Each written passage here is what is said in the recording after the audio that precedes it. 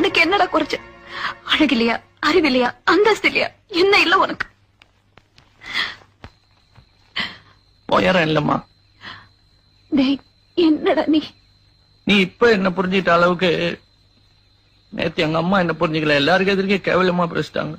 அம்மா? நானா என்ன சொன்னேன்?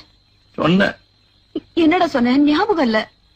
எனக்கு ஞாபகம் இருக்கு, ரொம்ப நல்லா ஞாபகம் இருக்கு. முதலாளி கிட்ட சொன்னேன், வின்சென்ட்டுக்கு என்ன குறைச்சது? ஒருவேளை மனோ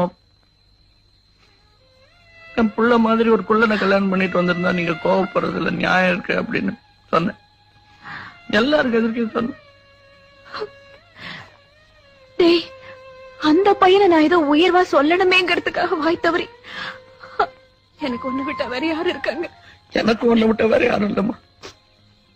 ஊருக்கு நான் கோமாளி, வேடிக்கை. நான் மனுஷனா இருக்க